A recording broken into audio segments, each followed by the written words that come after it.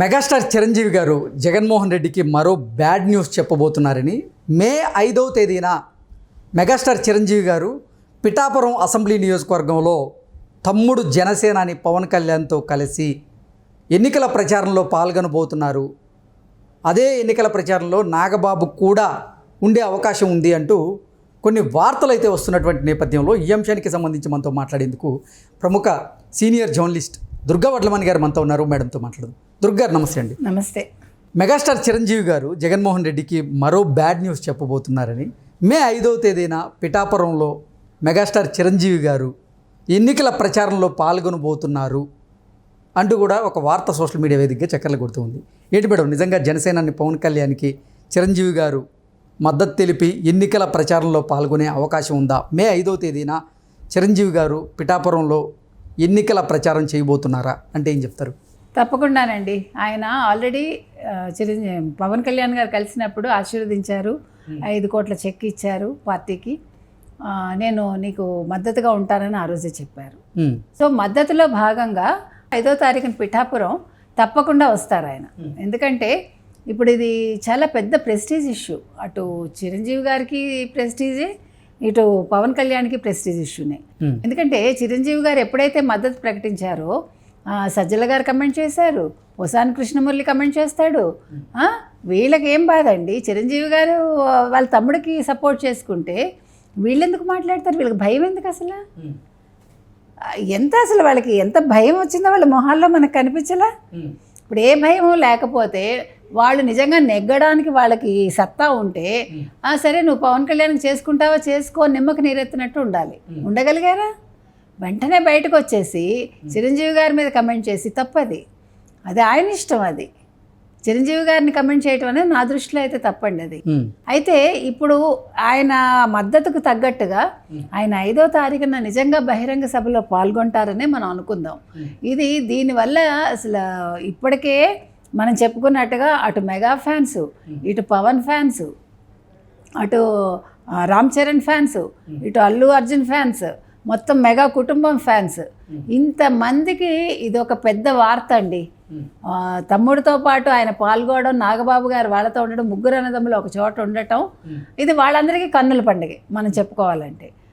నిజంగా ఇది ఎదురు చూస్తారు కూడా ఆంధ్రప్రదేశ్ రాష్ట్ర ప్రజలు, youth especially they will wait for it. ఎందుకంటే ఇర్రెస్పెక్టివ్ ఆఫ్ క్యాస్ట్, ఇక్కడ క్యాస్ట్ కాదు, ఇక్కడ కాపుల, కమ్మాళ్ళ, రెడ్ల, బ్రాహ్మిన్స్ ఇవేవి కాదండి. వాళ్ళకి ఏ కులం వాళ్ళతోటి సంబంధం, కులంతో సంబంధం లేదు. వాళ్ళకి అలాంటి ఫ్యాన్స్ ఉన్నారు. కాబట్టి ఇప్పుడు సజ్జల గారు ఎలా రియాక్ట్ అవుతారు ఇది తెలిసాక మనం ముఖ్యంగా చెప్పుకోవాల్సింది మన పోసాని గారు ఎట్లా రియాక్ట్ అవుతారు, ఈ పెద్దలందరూ ఇప్పుడు ఇంకెవరున్నారు, మన అంబటి రాంబాబు గారు, వీళ్ళందరూ ఎలా రియాక్ట్ అవుతారో చూడాలి. ఈ మధ్యన అంబటి రాంబాబు ఏం బయటకు వస్తున్నట్లేదు, మళ్ళీ ఏం కమెంట్స్ లేవు. ఒక సజ్జల గారే మాట్లాడుతున్నారు ఈ మధ్యన వరుస ప్రెస్ మీట్స్. యాక్చువల్గా ఆయన మాట్లాడకూడదు, కేంద్ర ఎన్నికల సంఘం చెప్పింది కూడా, సలహాదారులు మాట్లాడద్దు, ప్రెస్ మీట్లు పెట్టకండి, రాజకీయ స్టేట్మెంట్స్ ఇవ్వకండి అని. అది చెప్పాక ఇంకా ఎక్కువైందండి ఆయనకి. ప్రతిరోజు ఆయన చేస్తున్నారు, మీరు అబ్జర్వ్ చేస్తే. ఇవాళ కూడా సజ్జలు ప్రెస్ మీట్ పెట్టినట్టున్నారు, ఇవాళ కూడా కమెంట్స్ చేశారు ఆయన. దీని మీద కూడా అసలు అందరూ దృష్టి పెట్టాలి, ఎవరు ప్రతిపక్షాలు దృష్టి పెట్టి కంప్లైంట్ చేయాలి. ఎందుకంటే ఆయన ఒక సలహాదారు మాత్రమే. ఆయన షాడో ముఖ్యమంత్రి కావచ్చు, సకల శాఖ మార్చులు కావచ్చు, అన్అఫీషియల్గా, కానీ అది కాదు. సో అది ఓకే. ఏంటి అసలు ఇప్పటికే పిఠాపురం నియోజకవర్గంలో జనసేనాని పవన్ కళ్యాణ్కి 1,00,000కి పైగా మెజారిటీ రాబోతోంది అంటూ కొన్ని సర్వే సంస్థలు చెప్తున్నటువంటి నేపథ్యంలో ఇప్పుడు మెగాస్టార్ చిరంజీవి గారు తమ్ముడి కోసం అక్కడ ఎన్నికల ప్రచారంలో పాల్గొంటే మెజార్టీ ఏ రేంజ్లో ఉండే అవకాశం ఉంది అంటే ఏం చెప్తారు? చాలా ఎక్కువ ఉంటుందండి. 1,00,000 కాదు, 1,00,000 దాటిపోతుంది. ఎందుకంటే నిన్నను ఆయన అఫిడవిట్ వేయడానికి వెళ్తేనే 80,000 మంది పైగా 1,00,000 దాకా వచ్చారని అన్నారు. అది నిజంగా నేను అందరూ కూడా చాలా జోష్లో ఉన్నారు. ఆయన వెళ్తుంటే ఆయనకి జన నీరాజనం వచ్చింది అక్కడ. ఆ రకంగా చూసుకుంటే ఈయనకి ఇంకా చిరంజీవి గారు వస్తే పట్టపగ్గాలు ఉండవు. ఇంకా ఇప్పుడు వంగా గీత ఆవిడ ప్రయత్నాలు ఆవిడ చేసుకుంటోంది, కానీ ఆవిడ అసలు ప్రచారమే సరిగా చేసుకోలేకపోతుంది.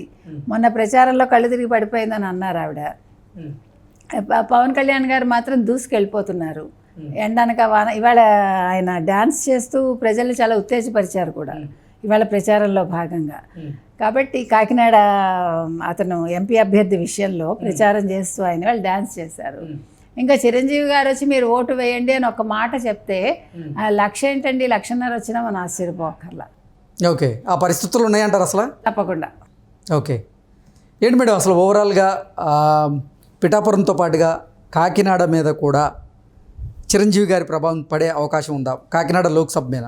ఉందండి, ఎందుకంటే ఆయన బీజేపీ అభ్యర్థికి సపోర్ట్ చేయమన్నారు, టీడీపీ అభ్యర్థికి సపోర్ట్ చేయమన్నారు, తర్వాత తనకి కూడా చేయమన్నారు నిన్న అఫిడవిట్ అయ్యాక. సో ఇప్పుడు పవన్ కళ్యాణ్ మాట ఎంత వింటారో అంతకు రెట్టింపు మెగాస్టార్ మాట వింటారు కదా. ఆయన ఒక స్టేట్మెంట్ ఇచ్చినా కూడా వాళ్ళు వింటారు నన్ను అడిగితే.